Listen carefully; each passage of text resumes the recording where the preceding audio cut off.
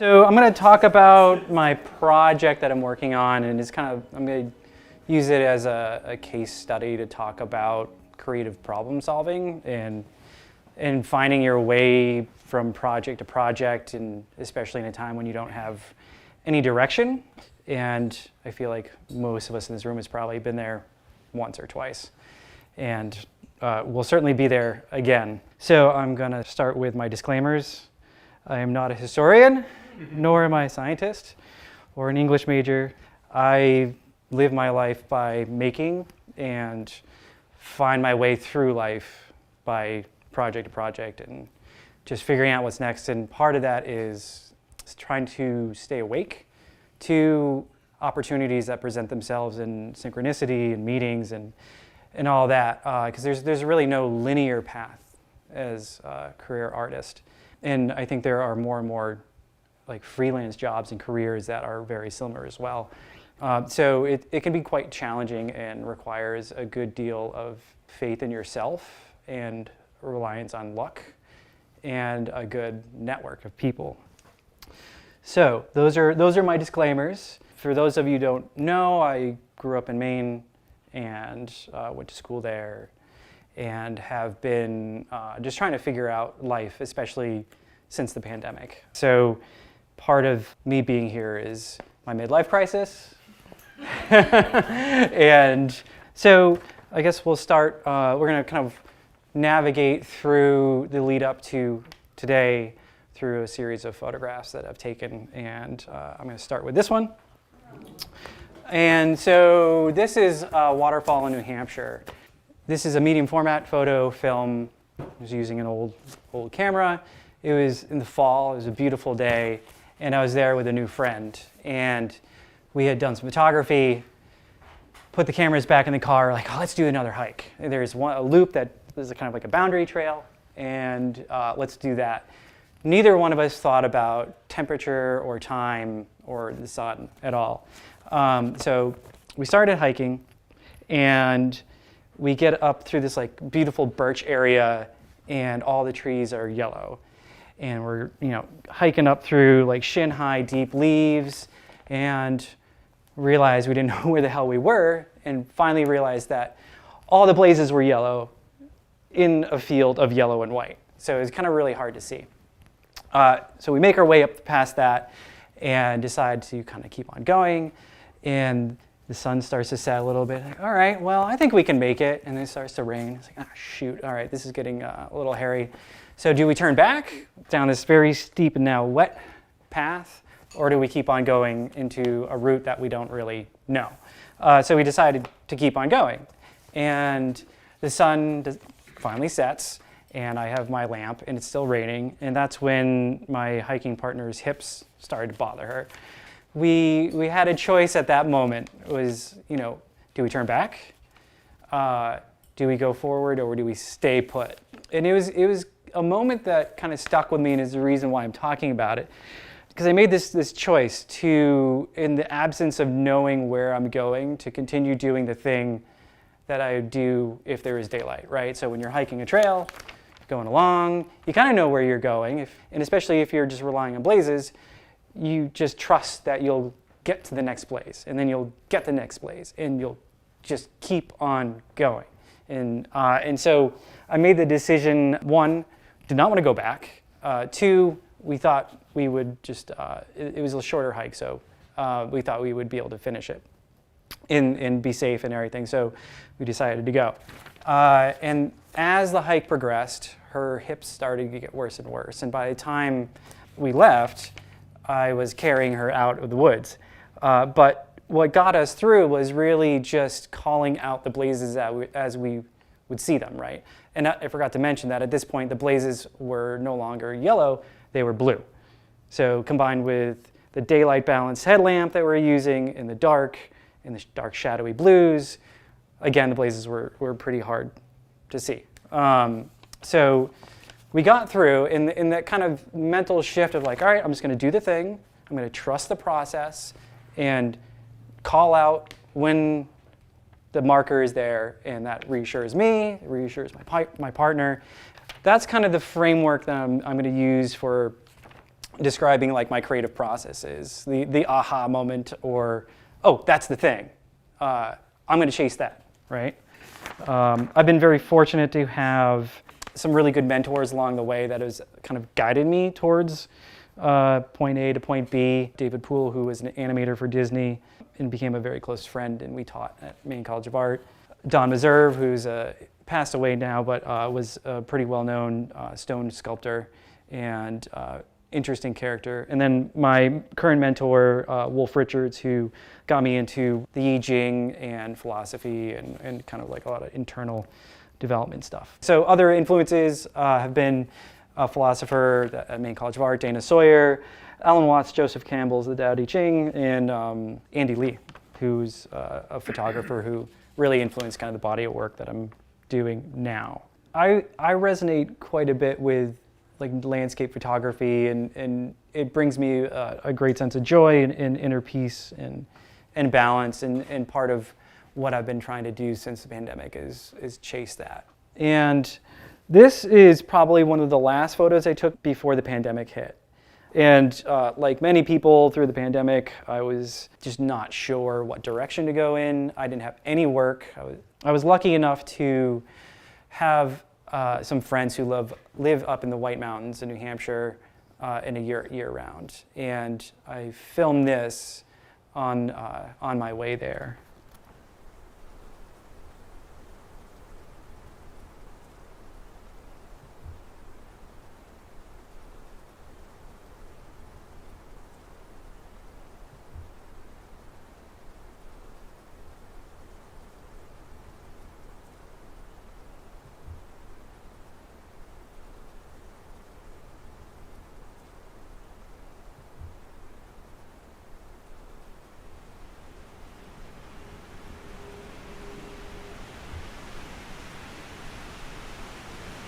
So this is one of the first snowfalls of the year.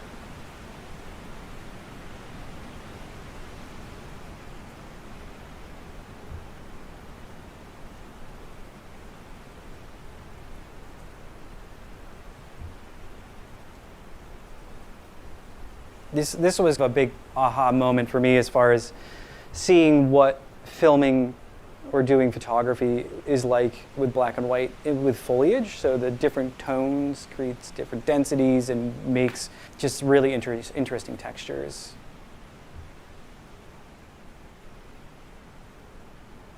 You know, again, this was a pretty serious aha moment, and I decided to kind of chase it a little bit. I did another series. At that point, you know, after making this, I remember my mentor just talking to me about really maybe investigating into doing more of my own work. I professionally work in the commercial photography and video realm, and that work pays well, but it's gotten to the point now where it's very disposable media. It's just in the world for maybe a month or two and then goes away. And while there's a lot of care and attention put into it, there's just not as much heart and meaning as, say, like feature films and stuff. So I was trying to figure out, what can I do to make something that actually has meaning in the world that isn't commercial based, that has a deeper meaning beyond money and profit. And while I was contemplating that, I came across this image. This is a photograph by David Mullen. He is an ASC cinematographer. You would have seen his work on Mrs. Maisel most recently. And so this is infrared photography. And when I saw it, I was like, oh, that has got such a cool vibe.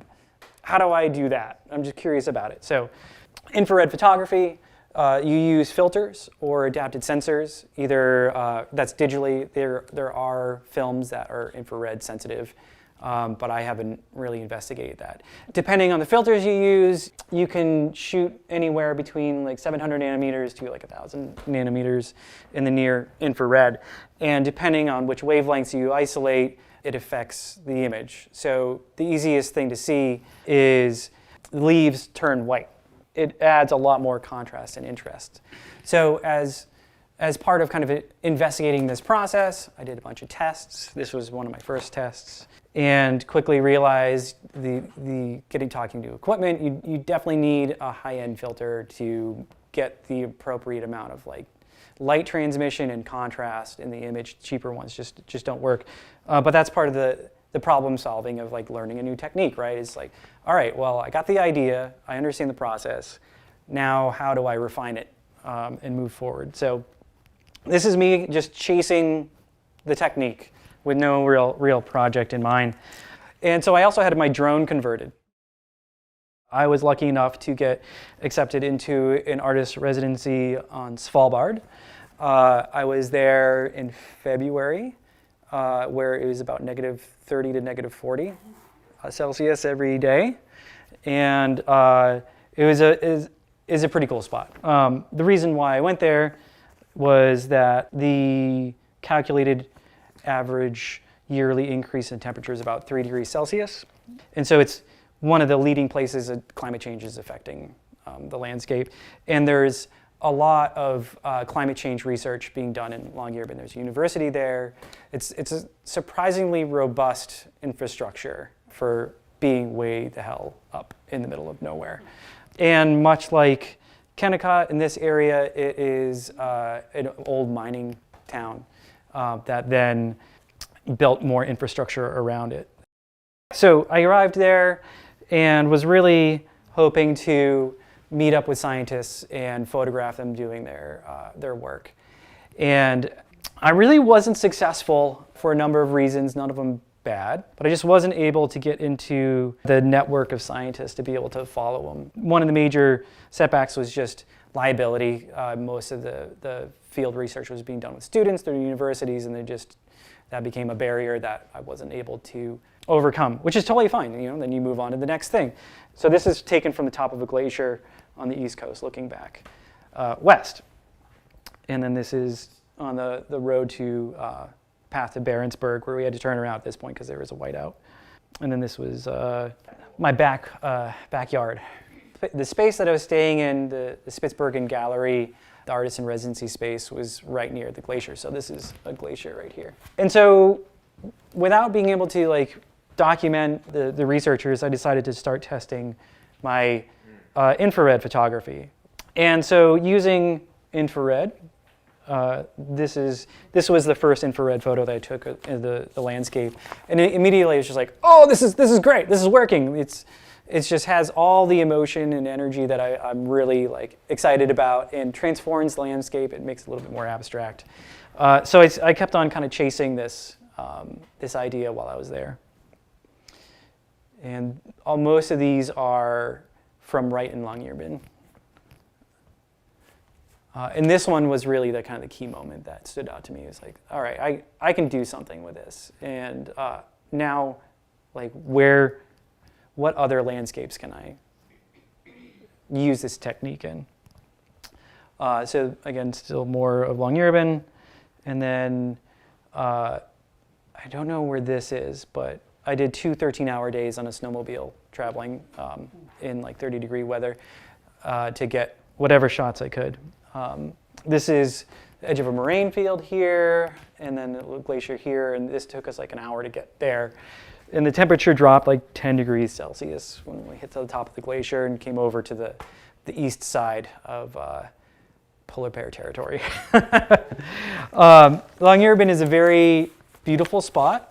It's also a place where you can't leave town without a firearm because of the polar bears. Getting back home, looking at the successes of the image making, it's all right, so again, aha moment, great, okay, I get my waypoint. Now what can I do with it, and how do I extrapolate the lessons I learned there and extend it into the next year? And so I was talking with someone at the Photographic Collective that I'm part of, and saying, how can I find a more direct correlation between the photographic technique of using infrared photography and climate change? And then he mentioned Carl Sagan's 1985, I think, address to Congress addressing climate change and the greenhouse effect. If you ask what determines the Earth's climate, clearly the main thing that determines it is sunlight. Sunlight is what heats the Earth. Not all the light that arrives at the Earth from the sun goes to heating the Earth. Some of it is reflected back. It's just the part that is absorbed. And what happens is there's a certain rate at which sunlight is absorbed by the Earth's surface, and there's a certain rate at which the Earth's surface radiates to space. What comes from the sun is in the ordinary visible part of the spectrum that our eyes are sensitive to. What the Earth radiates into space is in the infrared part of the spectrum, longer waves than red, that our eyes are not sensitive to. The air between us is transparent, except in Los Angeles and places of that sort, in the ordinary visible part of the spectrum. We can see each other. But if our eyes were sensitive at, say, 15 microns in the infrared, we could not see each other. The air would be black between us, and that's because, in this case, carbon dioxide. Carbon dioxide is very strongly absorbing at 15 microns and other wavelengths in the infrared. If you add these infrared absorbing gases to a planet, then what happens is the sunlight comes in as before, but when the surface tries to radiate to space in the infrared, it is blocked, it is impeded by the absorbing gases. And so the surface temperature has to rise so that there is an equilibrium between what comes in and what goes out. We don't generate much water into the atmosphere, but we certainly do generate a great deal of carbon dioxide through the burning of wood and fossil fuels, an apparently benign activity. Who could object to humans burning oil and coal, gas, and wood? I'd like to stress that the greenhouse effect makes life on Earth possible. If there were not a greenhouse effect, the temperature would, as I say, be 30 centigrade degrees or so colder, and that's well below the freezing point of water everywhere on the planet. The oceans would be solid after a while. A little greenhouse effect is a good thing. But there is a delicate balance of these invisible gases, and too much or too little greenhouse effect can mean too high or too low a temperature. So that was the aha moment. It's like, okay, now I have a correlation between infrared, climate change, and my photographic technique. So that started what I'm now calling the paradox spectrum. It's just kind of a working title for my project.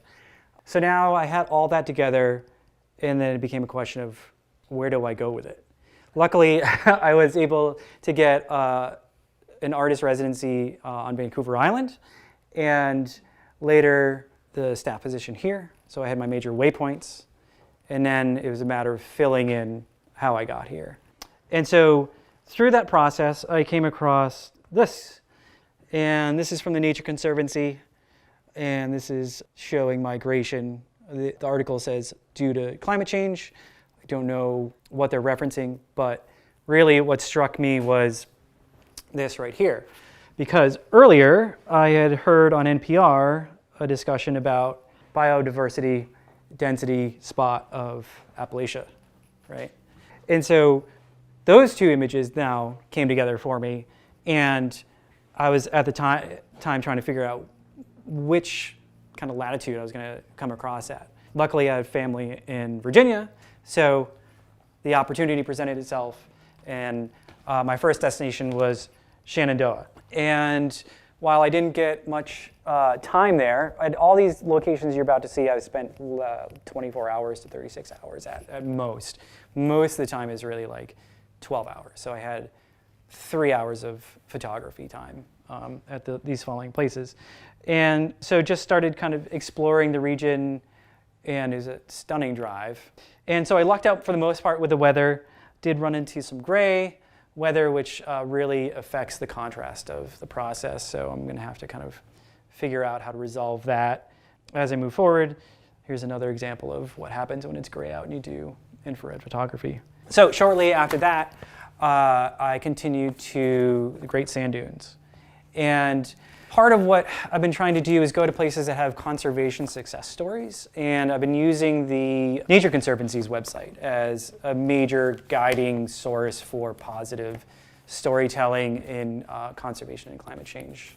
And this one, the reason why I came here is because there was, back in 1989, there was a threat of privatizing a certain part of the region's water and pumping it out. And it would have lowered the water table here and affected the Great Sand Dunes, because what happens is the sand dunes get sand blown across the region and gets all the sand piles up here. And in the spring, this is to give you an idea of scale. Those are people right there.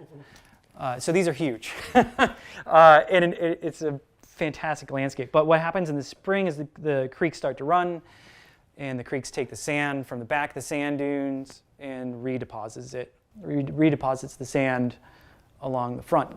And so luckily, the citizens around the area came together and stopped that potential sale and extraction of the water. And we're very lucky that they did, because this is a stunning landscape and it's very contained. And the sunsets there are to die for. I'm really grateful for this place. There's something sacred about it, and it also just gave me so much photographically. And this was, again, just like, oh, this is working. All right, let's like keep this going. I have had a very good run of luck on the project. And so the next stop before hitting Vancouver was going to be the Yampa River. And the Yampa runs between the northern borders of Colorado and Utah. And it's one of the least blocked rivers in Colorado. There's some small dams towards the end, but in the 1950s, it was kind of a hallmark protection that led a lot of concern about dams and other lake regions. This was a really cool spot. I met a gentleman there who had been a river guide for years, probably 30 years, and he was collecting sage for the First Nations youth that were incarcerated and trying to make smudge sticks for them. This is the banks here. This is pretty much where a lot of the boats put in, and then the river takes you into Utah to the Green River where they come together. And there was a deer carcass in that tree. And so this is up near the Green River. This was quite the little adventure. I thought the drive here was tricky, but I didn't know how long the McCarthy Road was. This was an hour drive into the middle of nowhere, and there were signs and warnings like, just don't, if it rains, get out because you'll get stuck.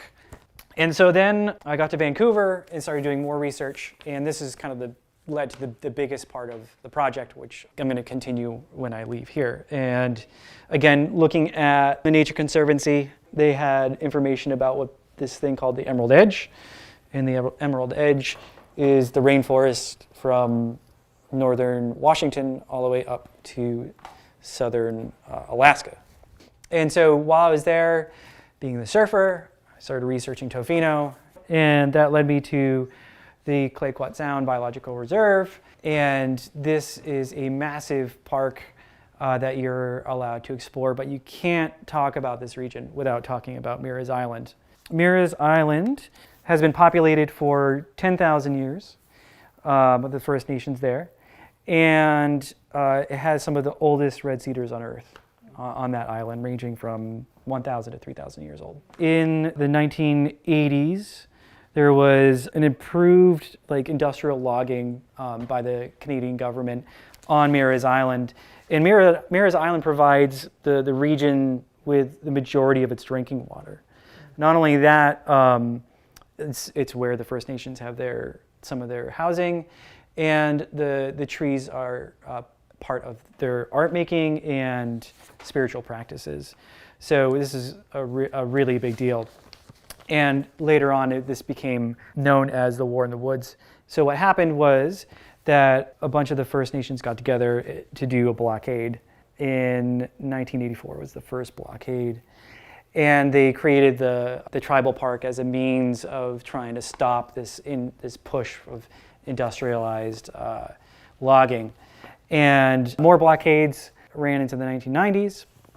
And at the height of it in 1993, 800 people were arrested, and eventually the protests were successful and stopped the logging. Though Meares Island isn't part of the UNESCO reserve, it's a key reason why that reserve exists. And then actually, jumping ahead to January of 2000, that's when the Clayoquot Sound became part of the UNESCO reserve.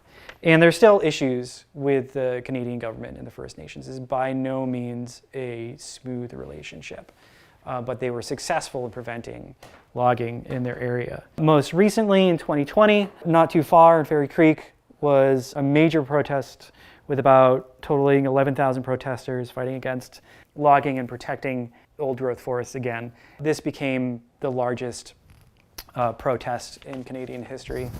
Before that, it was Meares Island. And it's a beautiful spot. And so I was able to photograph Meares, and I took a boat over there twice. And this is where I had to adjust my process a little bit. I'm used to photographing in the morning, in the evening, but this really became middle of the day photography. And so, remember that music we were listening to before? That is pulled from this tree right here, in this one. That's about 2,000 years old. I have a device that I can, it's a little bit loud. I have a device that I can hook up to the trees or plants, and it takes signals, brings it into a box, and converts it to MIDI, and then through my mobile device will play music. So this is music directly from that tree. And I've done this in all the locations I've gone to. So I have some from Greenland and Svalbard, although Svalbard was a little tricky. It was a dying bunch of grass I just put the leads into. But I'm doing this everywhere I go. And part of the final exhibition will be having the music playing from each place. So yeah, just more Meares. It's an incredibly dense forest. And photographically, it's really challenging to do because there's no breathing moments for your eyes. So I learned a lot by being there, and really just enjoyed sitting with the trees and plugging the thing in and listening to music while people walked by and wondering what the hell I was doing. So these are all on Meares. And then these are from the reserve. And the reserve has a wide range of landscapes. Again, like rainforest, old trees, shore pines, like kind of boggy areas, which are very beautiful in their own way. And shortly after taking this photo, a black bear kind of came around and poked around. The waterfront is also very rich. The tidal pools are so, like, the scale of everything is so big compared to like New England where I'm from. And, yeah, I get little shells and oh, it's so cute, but like these things are huge. That kind of leads me to the end of that part, and I'm here. Originally, I was gonna go up to Gates of the Arctic and photograph that region because of the road, but I've had to adjust the plan because I'm gonna investigate more regions in BC that share similar stories. And so, which ones are those? And this is all just investigation, right? Like I haven't really planned a lot of this, but it's all just kind of coming together. And the reason why it's coming together is, one, I have time, and two, I'm staying awake to the things that are lining up and continuing to chase that rabbit. Creatively, there's success.